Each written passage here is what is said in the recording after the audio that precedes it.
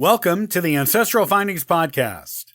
The 13th Amendment to the U.S. Constitution is the first of the three so-called Civil War amendments added to the Constitution right after the end of the war to ensure the former slaves maintained their newfound freedom and were given the same rights as those who had never been slaves.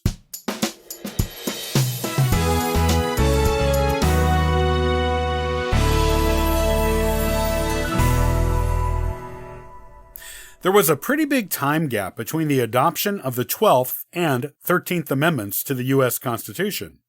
In fact, the gap was more than 60 years, longer than any other gap between amendments in U.S. history so far.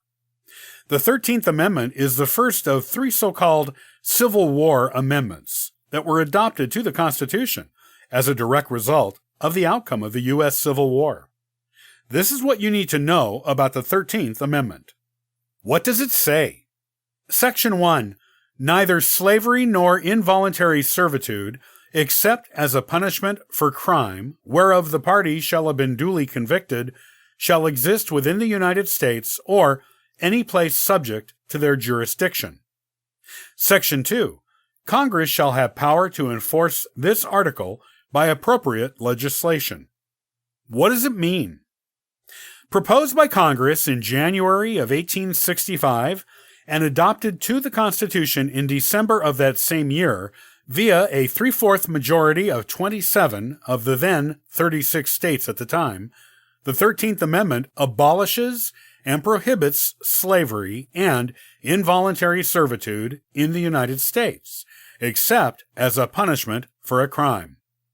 While President Abraham Lincoln's Emancipation Proclamation of January 1863 technically did free all of the slaves in the United States, even in Confederate-controlled ones, this proclamation was not enforced in every state until the passage of the 13th Amendment. The Confederate states ignored it until the end of the war, when they were forced to rejoin the Union, except for Confederate states that were controlled by Union forces when the Emancipation Proclamation was announced.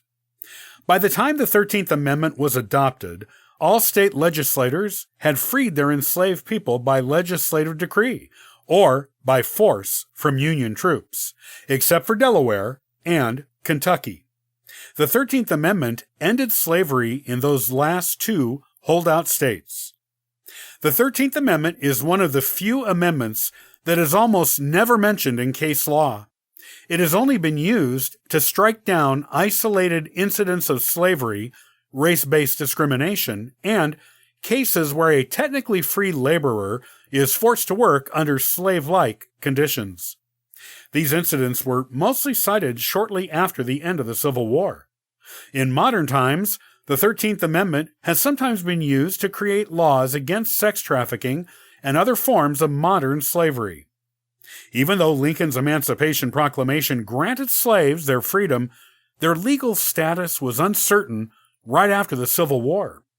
This is because the proclamation was essentially an executive order that could be overturned by a subsequent president.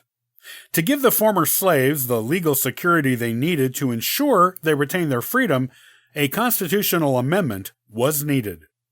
The original Constitution indirectly made slavery legal with its 3/5 compromise that allowed state legislators to count each slave in their state as 3/5 of a person for congressional representation purposes.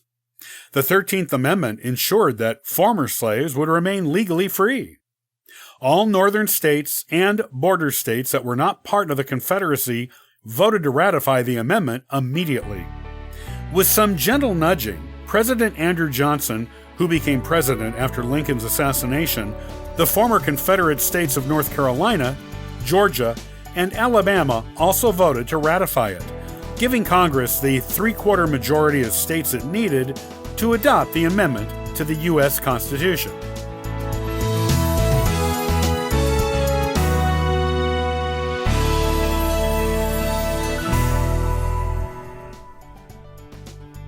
Thanks for listening to the Ancestral Findings Podcast. You can subscribe to the podcast on YouTube and iTunes. Also, check out ancestralfindings.com for free ebooks and weekly giveaways. Happy searching!